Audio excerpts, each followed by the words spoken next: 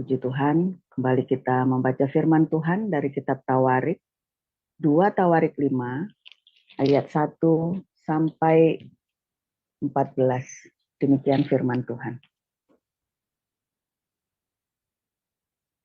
Maka selesailah segala pekerjaan yang dilakukan Salomo untuk rumah Tuhan itu.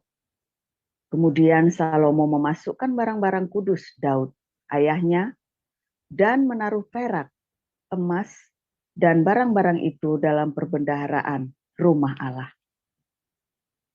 Pada waktu itu Salomo menyuruh para tua-tua Israel dan semua kepala suku, para pemimpin puak orang Israel, berkumpul di Yerusalem untuk mengangkat tabut perjanjian Tuhan dari kota Daud, yaitu Sion.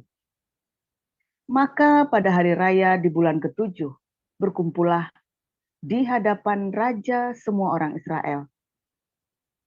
Setelah semua tua-tua orang Israel datang, maka orang-orang Lewi mengangkat tabut itu. Mereka mengangkut tabut itu dan kemah pertemuan dan segala barang kudus yang ada di dalam kemah itu. Semuanya itu diangkut oleh imam-imam dan orang-orang Lewi. Tetapi Raja Salomo dan segenap umat Israel yang sudah berkumpul di hadapannya berdiri di depan tabut itu dan mempersembahkan kambing domba dan lembu sapi yang tidak terhitung dan tidak terbilang banyaknya. Kemudian imam-imam membawa tabut perjanjian Tuhan itu ke tempatnya di ruang belakang rumah itu, di tempat Maha Kudus, tepat di bawah sayap kerup-kerup.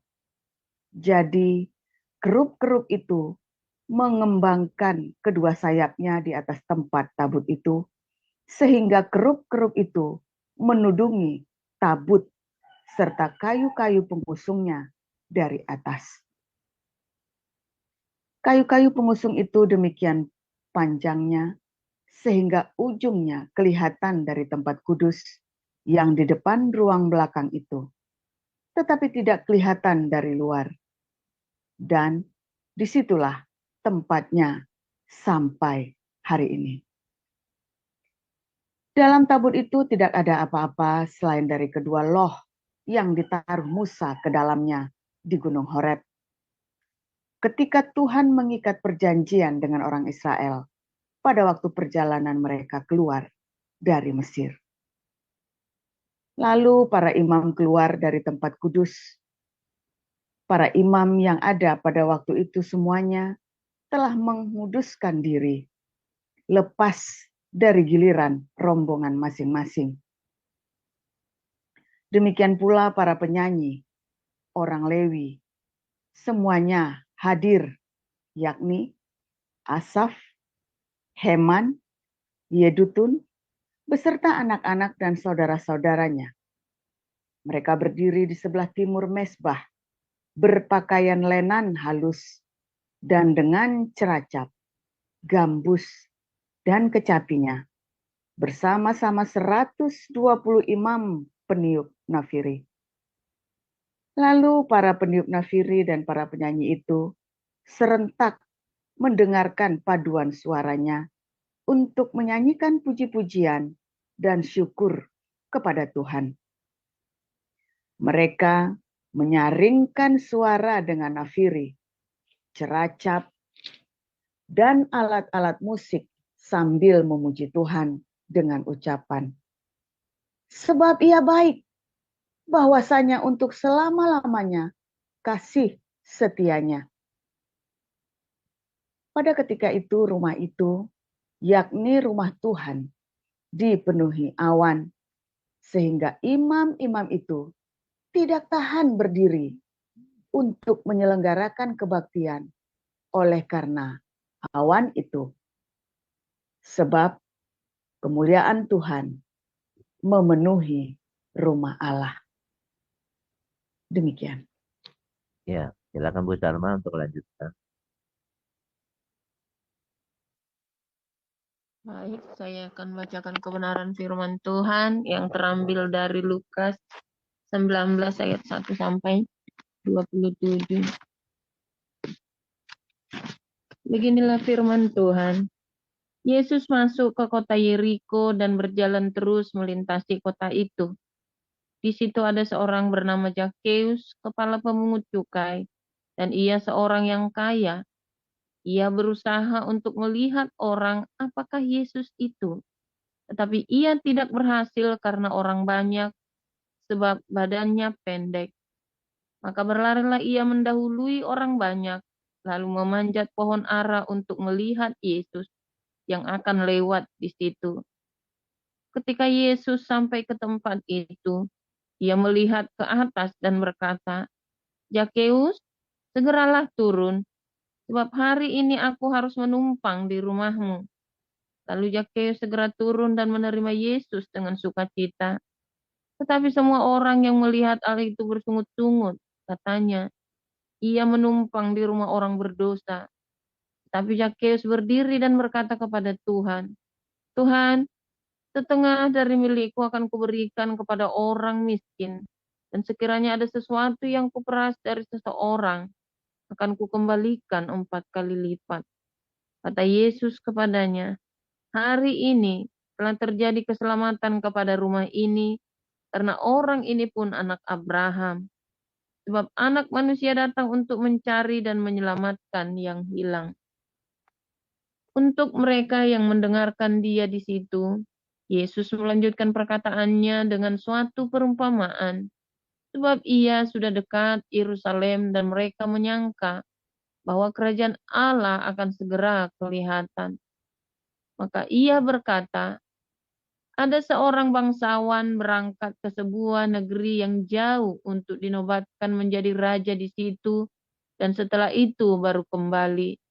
Ia memanggil 10 orang hambanya dan memberikan 10 mina kepada mereka, katanya, "Pakailah ini untuk berdagang sampai aku datang kembali." Akan tetapi orang-orang sebangsanya membenci dia, lalu mengirimkan utusan menyusul dia untuk mengatakan, "Kami tidak mau orang ini menjadi raja atas kami." Dan terjadilah ketika ia kembali, setelah ia dinobatkan menjadi raja, ia menyuruh memanggil hamba-hambanya yang telah diberinya uang itu untuk mengetahui berapa hasil dagang mereka masing-masing. Orang yang pertama datang dan berkata, "Tuan, mina Tuan yang satu itu telah menghasilkan 10 mina." Katanya kepada orang itu, "Baik sekali perbuatanmu itu, hai hamba yang baik. Engkau telah setia dalam perkara kecil, karena itu terimalah kekuasaan atas 10 kota." Datanglah yang kedua dan berkata, "Tuan, mina Tuan telah menghasilkan 5 mina." Katanya kepada orang itu, "Dan engkau kuasailah 5 kota." Dan hamba yang ketiga datang dan berkata, "Tuan, inilah mina Tuan. Aku telah menyimpannya dalam sapu tangan, sebab aku takut akan Tuan, karena Tuan adalah manusia yang keras. Tuan mengambil apa yang tidak pernah Tuan taruh, dan Tuan menuai apa yang tidak Tuan tabur." Katanya kepada orang itu, "Hai hamba yang jahat, aku akan menghakimi engkau menurut perkataanmu sendiri. Engkau sudah tahu bahwa aku adalah orang yang keras, yang mengambil apa yang tidak pernah aku taruh dan menuai apa yang tidak aku tabur. Jika demikian, mengapa uangku itu tidak kau berikan kepada orang yang menjalankan uang? Maka sekembaliku aku dapat mengambilnya serta dengan bunganya." Lalu katanya kepada orang-orang yang berdiri di situ, "Ambillah mina yang satu ini daripadanya, dan berikanlah kepada orang yang mempunyai 10 mina itu." Kata mereka kepadanya, "Tuan, ia sudah mempunyai 10 mina." Jawabnya, "Aku berkata kepadamu, setiap orang yang mempunyai, kepadanya akan diberi, tetapi siapa yang tidak mempunyai, daripadanya akan diambil juga apa yang ada padanya. Akan tetapi semua seteruku ini, yang tidak suka aku menjadi rajanya, bawalah mereka kemari dan bunuhlah mereka di depan mataku." Demikian. Ya, Ya, silakan saya Bu. lanjutkan. Ya. Dan setelah mengatakan semuanya itu, Yesus mendahului mereka dan meneruskan perjalanannya ke Yerusalem. Ketika ia telah dekat Betfage dan Betania, yang terletak di gunung yang bernama Bukit Zaitun, Yesus menyuruh 2 orang muridnya dengan pesan, "Pergilah ke kampung yang di depanmu itu. Pada waktu kamu masuk di situ, kamu akan mendapati seekor keledai muda tertambat yang belum pernah ditunggangi orang. Lepaskanlah keledai itu dan bawalah kemari. Dan jika ada orang yang bertanya kepadamu, mengapa kamu melepaskannya? Jawablah begini, Tuhan memerlukannya." Lalu pergilah mereka yang disuruh itu, dan mereka mendapati segala sesuatu seperti yang telah dikatakan Yesus. Kata mereka, ketika mereka melepaskan keledai itu, berkatalah orang yang mempunyai keledai itu, "Mengapa kamu melepaskan keledai itu?" Kata mereka, "Tuhan memerlukannya."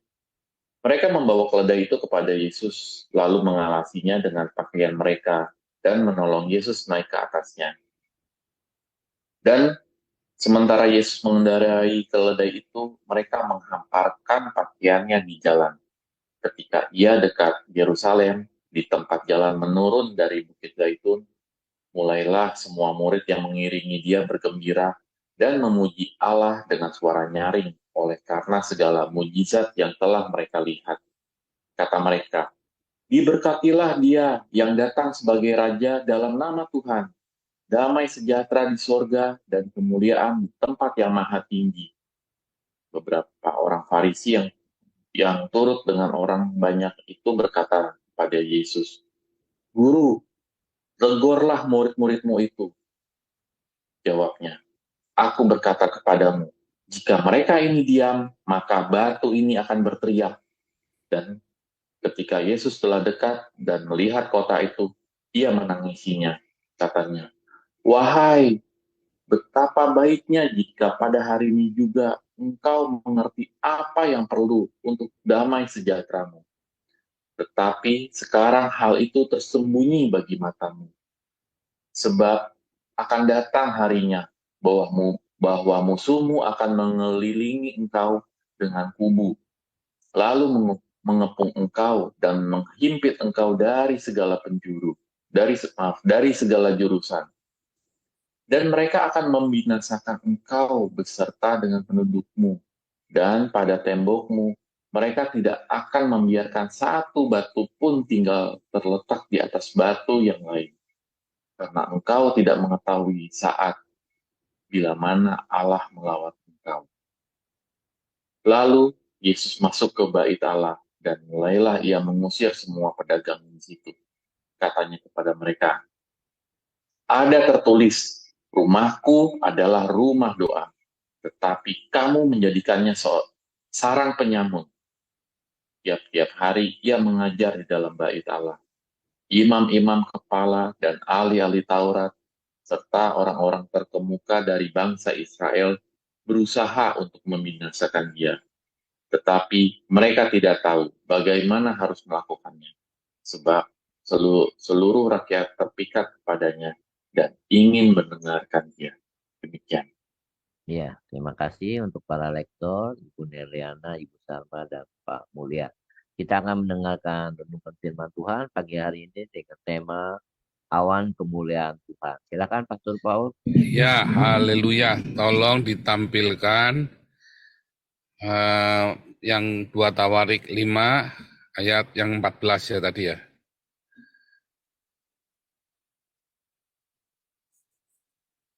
Dua Tawarik 5 ayat yang 14. Awan kemuliaan. Sehingga imam-imam tidak tahan berdiri menyelenggarakan kebaktian oleh karena awan itu sebab kemuliaan Tuhan memenuhi rumah Allah, ya. Tentu ini bait suci yang pertama zaman Salomo, ya. Zaman Yesus adalah bait suci yang kedua, ya. Tetapi saudara, ada satu yang berbeda, ya, di mana ketika awan kemuliaan itu memenuhi rumah Allah, itu lazim di zamannya Musa, saudara, ya. Dari zaman kemah Musa itu ya di Gunung Sinai sampai dengan zaman Salomo, awan kemuliaan turun di kemah Musa itu, wah itu biasa saudara ya. Justru kemudian ketika zaman Bait Salomo, ya, wah itu orang Israel itu begitu gegap gempita sampai merasuk ke dalam saudara ya.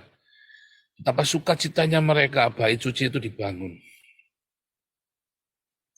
Tetapi di masa Salomo itu, ya, di masa Bait Suci itu ditahbiskan, di mana awan kemuliaan turun, tadi disebutkan para imam itu sampai berlutut ya saudara ya, bahkan ada yang sampai tengkurap gitu ya, sampai tengkurap bukan nyengkang saudara ya, bukan ngeblak ya saudara ya, tapi nyungsep saudara ke depan.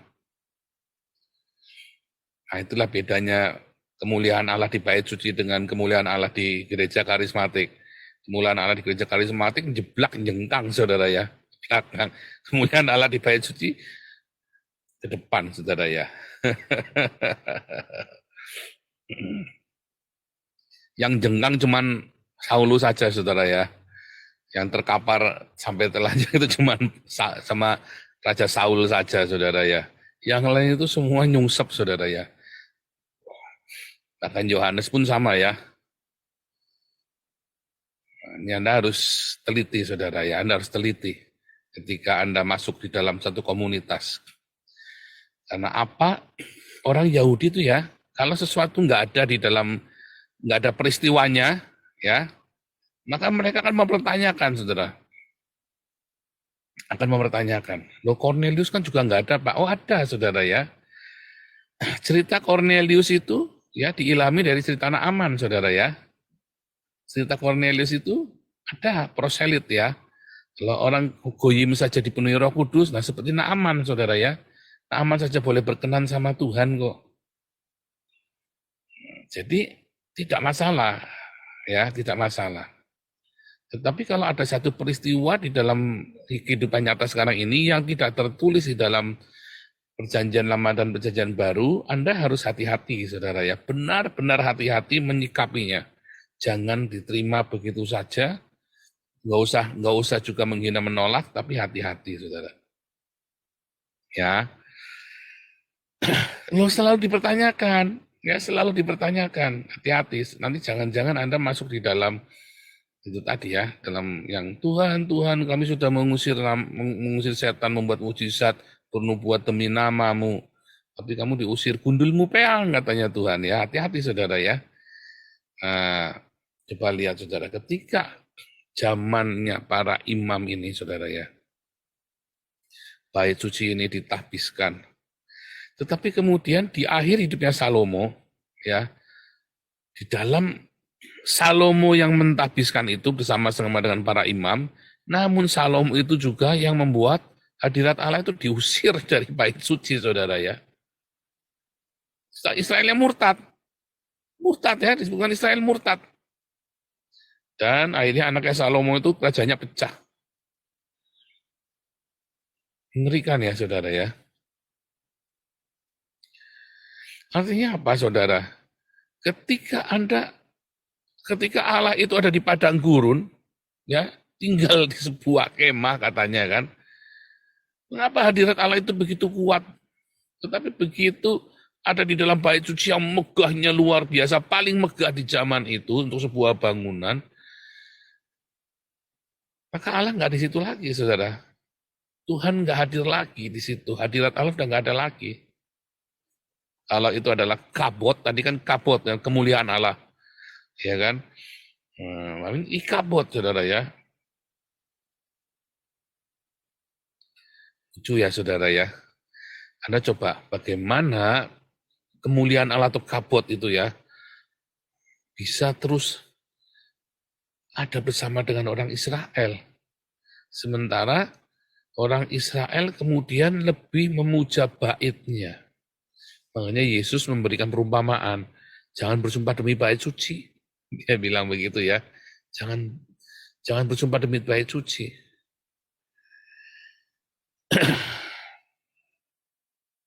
Coba Anda amatin saudara, di zaman Yesus. Kemudian Yesus mengajar tiap-tiap hari di bait yang sama, saudara. Allah sendiri turun di dalam Yesus itu kan, lalu mengajar tiap-tiap hari di bait Allah. Orang-orang, rakyat jelata, senang saudara. Yang nggak suka siapa? Yang nggak suka justru para imam, saudara. Yang nggak suka justru orang-orang ahli Taurat dan orang-orang Farisi. Ajaib ya, saudara ya. Karena ketika orang sama-sama mengerti firman Tuhan, ya, tetapi ada orang-orang yang dipilih oleh Tuhan untuk melakukan pekerjaan yang lebih besar, yang lebih dahsyat. Apakah teman sejawatnya senang? Enggak, saudara. Nah, itulah problem dari hamba-hamba Tuhan. Ya, nggak suka kalau ada orang lain dipakai lebih dari hidupnya. Iri, dengki. Saudara, jangan sampai ini juga ada di dalam komunitas kita, saudara. Komunitas kita makin berkembang. Orang-orang yang melayani makin solid, ya. Jangan sampai kalau ada yang satu melayani, yang lain iri, saudara. Kalau ada yang satu melayani dan terlihat pelayanannya bagus, Anda harus support. Karena yang menerima pahala itu bukan cuma dia saja, tapi kita yang mensupportnya, saudara. Yang menerima berkat itu bukan cuma dia, tapi kita juga kalau kita mensupportnya. Karena Yesus berkata, orang yang menyambut seorang nabi, ya dia akan mendapat upah nabi. Orang yang memberikan secangkir air saja, ya oleh karena dia adalah utusanku, maka kita akan menerima upah yang sama dengan dia, saudara. Hanya di dalam pertunjukan show-nya, dia kelihatan lebih menonjol. Tetapi begitu dia menikmati show-nya itu, menjadi selebritis, habis upahnya dia, yang tersisa justru kita yang mensupport dia dengan tulus hati, saudara. Ajaib kan? Nah, itu hukumnya. Tangkep nggak Anda? Kalau ada seorang hamba Tuhan melayani, dan dia begitu baik pelayanannya, lalu kita mensupport dia terkenal, kita enggak.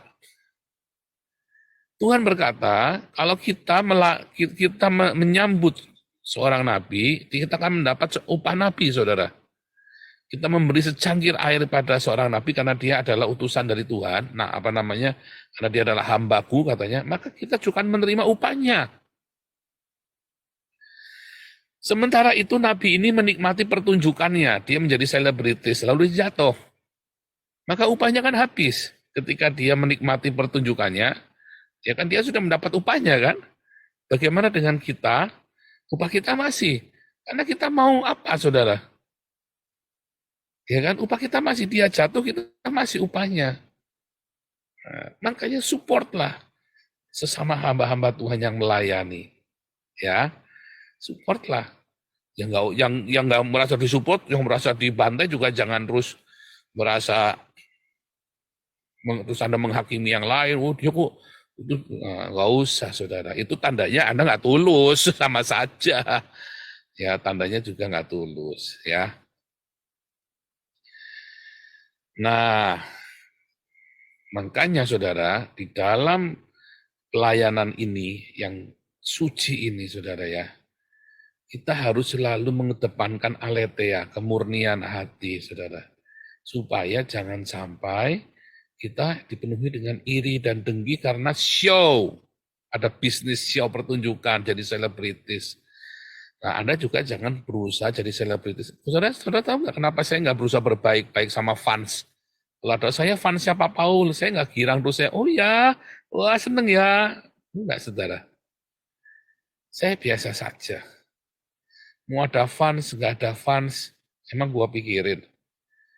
Karena saya tahu, setelah saya melakukan semuanya itu, lalu saya punya fans banyak, lalu di mana upahnya saya? Yaitu fansnya itulah upahnya saya. ya kan? Ini saya mau ada fans, nggak ada fans, bodo amat. Yang penting saya jalan, maunya Tuhan apa, saya doakan tiap hari, oke Tuhan, kerjakan. Jeder, jeder, jeder, jeder. Ya, sampai ada yang bilang ya di Belanda ini, oh saya bukan fansnya Paul, saya sampai bingung loh. Saya bilang begitu. Harusnya nggak begitu ya. Kan fansnya kita kan Tuhan Yesus ya. Kita kan ngefans sama Tuhan Yesus, orang nggak boleh ngefans sama saya. Saya bilang begitu, saudara ya. Sampai ada yang bilang begitu ya, saya bukan fansnya Paul. Ya memang jangan, kamu fansnya Tuhan Yesus. Emang kamu ngefans sama hamba Tuhan? Salah kamu. Kamu berarti punya idolatry. Kamu punya berhala. Pendetamu itulah, pendeta yang kamu ngefans itulah jadi berhala kamu. Hati saudara ya. Petrus Agung itu, Pak Pendeta Petrus Agung itu ya, pernah in memoriam ya yang sudah meninggal. Ditegur sama Tuhan. Di gerejamu ada berhala. Wah, bergumul ya Pak Petrus Agung, berhala apa? Akhirnya nanya, berhala apa? Kamu itu berhalanya. Nah itu saudara. Makanya Anda jangan kaget ketika tiba-tiba kadang-kadang saya ketus saudara ya. Walaupun dia ngefans sama saya bodoh amat saudara ya. Karena hati-hati, makanya ya saudara ya, kalau Anda ngefans sama saya, suatu kali saya jatuh, Anda jatuh bersama-sama dengan saya bareng-bareng loh. Kalau saya sesat, Anda akan sesat bareng-bareng saya loh. Karena ketika Anda ngefans, benar salah, pokoknya saya benar. Demikian juga kalau Anda jadi haters, salah benar, pokoknya saya salah. Jadi Anda tidak akan bisa melihat kebenaran, biasa aja. Anda suka pengajarannya, jalanin, dengarkan, jalanin. Nggak suka, nggak apa-apa. Yang suka nggak usah sampai memuja-muja, yang tidak suka juga nggak usah benci. Begitu saudara, kalau sama hamba Tuhan itu begitu. Nah, tetapi kita beranjak, tarik mundur lagi saudara ya. Memang bait suci, agama itu adalah sebuah bisnis yang menggiurkan kan. Termasuk di dalam komunitas kita. Berapa banyak orang mencoba mencari keuntungan dari komunitas kita, saudara. Banyak, ya. Nggak heran. Karena agama itu adalah bisnis. Baik untuk tipu-tipu, untuk apa. Semua ada di agama, saudara. Mau agama apapun, ya kan. Ini lagi kekiran Panji Gumilang, Al Zaitun. Oh, itu duit yang ratusan miliar, saudara, di sana. Ya, MUI pun ngiler saudara, pengen mengambil alih saudara ya, banyak orang pengen ngambil alih, sampai Istana Negara pun ngomong ya, itu kan kamu kan pengen ngambil alih kan, tujuannya kan, tapi ini berat saudara ya, karena memang sudah konspirasi, orang banyak memang untuk ngambil alih, karena duitnya banyak, buat apa saudara, buat kampanye 2024, paling gampang ngerampok Al Zaitun saudara ya, duitnya ada banyak, rekeningnya nganggur, ratusan miliar saudara ya, gila ya. Oh di tempat kita juga sempat begitu ya. Di tempat kita juga sempat begitu. Ada orang-orang yang berusaha, dipikir, oh duitnya gampang ini. Enggak, makanya SOP itu penting. Ya, dan hati-hati ya, jangan sampai dijadikan ini bisnis. Jangan. Selalu mengedepankan hati yang tulus, tolong menolong saudara ya. Sebab kalau enggak ditunggang balikan sama Tuhan nanti. Ditunggang balikan. Mengapa gereja-gereja yang berbisnis itu ya ruwet nggak enak sekali. Akhirnya pecah bubar apa segala macam. Pokoknya saudara jaga hati kita terus. Ketika kita menjaga hati kita dengan tulus. Ya, Anda nggak usah negatif thinking sama orang. Anda pokoknya itu tadi ya, standar operasional prosedur itu. Makanya bikin yang benar. Ya, sehingga kalau hatinya tulus ditambah ada SOP, jangan takut saudara, jalan terus. Jangan takut dengan fitnah, pokoknya jalani SOP. Gitu ya saudara ya. Nah, tapi juga sama saudara ya, kita balik lagi. Bagaimana sebenarnya hadirat Tuhan itu bekerja? Bagaimana, mengapa di dalam komunitas ya hamba-hamba Tuhan, bahkan di gereja, Nggak ada hadirat Tuhan. Nah, itu Pak, pada tumbang-tumbang kan tadi sudah di awal sudah saya bilang itu bukan hadirat Tuhan. Yang tumbang yang jenglangnya ke belakang itu bukan hadirat Tuhan, saudara. Percaya saya. Percaya saya. Yang jenglangnya ke belakang itu bukan hadirat Tuhan. Ya, itu ilusi agama. Ya. Dan saya banyak menemukan jengkang-jengkang ke belakang itu pada benjut, saudara. Hati-hati, saudara ya, hati-hati. Hadirat Tuhan itu begitu halus dan orang-orang langsung tersungkur, saudara. Ketika Tuhan datang dalam hidup seseorang, maka orang itu akan tersungkur, bukannya jeblak ke belakang, saudara. Kalau jeblak ke belakang berarti dosa semua itu kayak Saul, saudara. Ya, kayak Raja Saul. Anda lihat Yohanes di Patmos. Ya kan? Semua orang yang datang, coba lihat dari bait suci, mereka tersungkur. Menyembah. 24 tua-tua, ya tersungkur. Bukan jeblak. Nggak heran. Makanya ketika dikatakan ada hadirat Tuhan itu berasa kuat, tetapi tidak ada perubahan dalam kehidupannya. Seperti Sakeus tadi, kembali ke awal ya. Nah, kita tarik mundur terus ya. Lihat. Makanya tidak ada pertobatan seperti Sakeus di dalam hidupnya orang yang jeblak-jeblak ini. Hati saudara. Kalau Anda termasuk salah satu korban jeblak-jeblak, coba Anda lihat hidupmu berubah nggak seperti Sakeus ini. Waktu saya ketemu Tuhan Yesus, saya tersungkur saudara. Ya, saya tersungkur. Kalau Anda jeblak, coba amatin, setelah itu hidupnya berubah apa enggak? Kalau hidupmu tidak berubah, Anda tetap takut, Anda tetap gelisah, Anda tetap curang, Anda tetap kurang ajar, Anda tetap pemarah. Nah, itu dia, benar kan yang saya ngomong?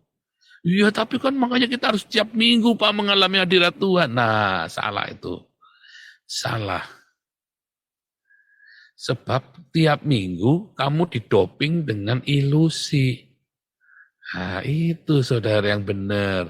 Kamu didoping dengan ilusi, dipus, dipompa, cus gitu ya. Wah, ngembang. Wah, hari Senin, kan begitu kan, kalau pendeta hari Minggu dipompa lagi. Memang begitu kenyataannya, saudara. Pendeta-pendeta juga mengakui, pendeta-pendeta karismatik, hari Minggu, wah semangat. Hari Senin, wah makin turun. Nah itu, saudara. Itu bukan hadirat Tuhan. Ya, karena hadirat Tuhan itu membawa perubahan. Seperti Tuhan Yesus hadir dalam hidupnya Sakeus. Ketika Anda merasakan hadirat, ketika Anda merasakan hadirat Tuhan, balik lagi ya, ketika Anda merasakan hadirat Tuhan dan Tuhan itu berkenan, maka seperti Sakeus. Nah kalau Saul, Tuhan tidak berkenan, dia masuk dalam rongga jeblak telanjang dia, saudara. Ya, terlentang semalam-malaman. Telanjang. Orang berpikir, apakah dia juga nabi? Ya kan? Orang-orang berkata, apakah dia juga, Saul juga seorang nabi? Tapi kan masih dia terlentang. Dan kita tahu dari ceritanya, bukan nabi. Nah, itu tadi ya. Makanya ketika Anda masuk di dalam hadirat Tuhan, lalu tidak ada perubahan di dalam hidupmu, berarti kamu sedang di dalam ilusi hal, dalam hipnotisnya pertunjukan gereja karismatik. Tapi kalau ada perubahan, dan perubahan itu kan dikit-dikit, Pak. Oh enggak, saudara. Percaya saya. Terjadi pertobatan. Ya. Ketika hadirat Tuhan itu datang ya kepada Saulus, terjadi perubahan. Ketika hadirat itu datang kepada Sakeus, terjadi perubahan. Kalau Anda berubah, haleluya, puji Tuhan. Tapi saya jenggang-jenggang juga lupa jeblak-jeblak. Nah, coba sekarang nggak pakai jeblak. Oh, tapi nggak tahan-tahan, percaya saya. Saya tanpa jeblak-jeblak sejak 2000 2013 akhir, saya udah nggak pernah jeblak-jeblak ke belakang lagi, saudara ya. Kalau saya merasakan hadirat Tuhan, saya sujud telungkup, saudara ya. Tetapi hadirat Tuhan yang luar biasa itu bukan yang fisikal seperti itu, saudara.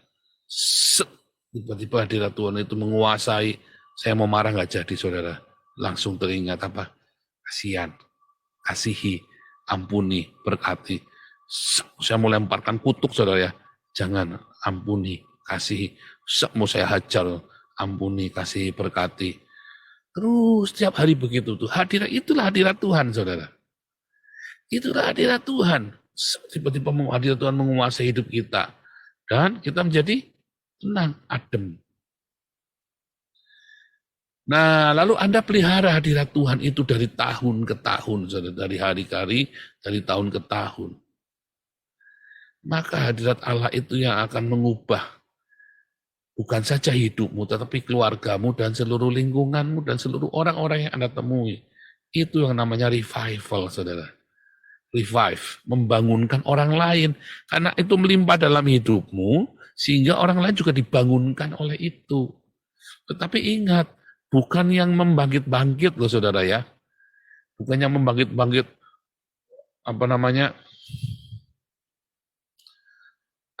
kayak orang sanguin keparat gitu. Wah seneng, wah besok lepas, mudi gitu ya. Bad mood, lagi mood ya, muji Tuhan, lagi bad mood. Oh bukan, saudara. Paling utama dilihat ya dari buah roh itu, saudara.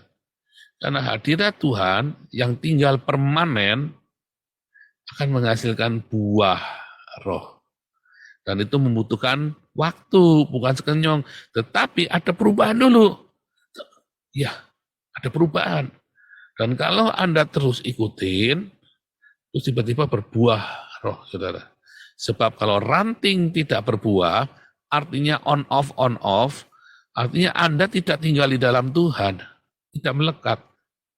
Ya, bukan berarti rantingnya kadang-kadang masang, kadang-kadang enggak, kadang-kadang enggak, pasti enggak melekat. Enggak ada ranting dipasang, dicopot, itu enggak ada. Copot ya copot, nyambung ya nyambung, udah begitu, saudara. Sama hadirat Tuhan juga begitu. Anda tinggal di dalam hadirat Tuhan, tetap tinggal di dalam hadirat Tuhan, berbuah pada waktunya. Tetapi kalau Anda tidak tinggal di dalam hadirat Tuhan, artinya selama itu apa? Ya mungkin ilusi saja, ya nggak berbuah, saudara. Ya, Anda ingat-ingat itu. Jangan sampai hadirat Tuhan, awan kemuliaan itu hanya tipu-tipu. Jangan-jangan fogging, saudara. Jangan-jangan cuma siapa itu yang efek kabut itu loh, yang kalau lagi show di gereja, lagi panggung BCA itu kan, gebiar BCA itu. Jangan-jangan cuma merasakan itu saja, fogging saja, saudara. Ya kan? Efek saja, jangan-jangan. Oh, nggak ada efeknya, Pak. Iya, maksudnya hipnotis itu. Jangan-jangan Anda hanya terhipnotis saja. Bisa tahan beberapa hari, beberapa minggu, lalu hilang. Ya, saudara ya. Tapi kalau hadirat Tuhan itu nyata dalam hidupmu, jangan lupa hidupmu, saudara. Zaman perjanjian lama, hadirat Tuhan itu ya bisa sekonyong-konyong pergi. Kenapa? Karena hanya orang-orang tertentu yang memiliki Roh Kudus di dalamnya. Hanya orang-orang tertentu yang bisa dipenuhi Roh Kudus. Begitu zaman perjanjian baru, maka Roh Kudus itu tinggal tetap, saudara, tinggal kembali. Ya, Kejadian 6 Roh Kudus itu pergi. Kisah Rasul 2 Roh Kudus itu kembali tinggal. Ya. Jadi Anda sekarang sedang menikmati hadirat pendeta atau hadirat Tuhan. Anda sedang menikmati awan kemuliaan foggingnya gebiar BCA, ya, panggung gerejamu, efek visual, atau Anda sedang menikmati awan kemuliaan Tuhan yang sejati. Anda benar-benar mengalami hadirat Tuhan, ya, kehadiran Allah dalam hidupmu, atau hanya hipnotis. Hati-hati, saudara ya. Selalu saya ingatkan bolak-balik. Selalu tiap hari saya ingatkan. Anda yang masih suka mengeluh bersungut-sungut, ya, yang kebanyakan komplain hidupmu, saya yakin nggak ada Roh Kudus di dalam hidupmu. Ya, Tuhan Yesus memberkati.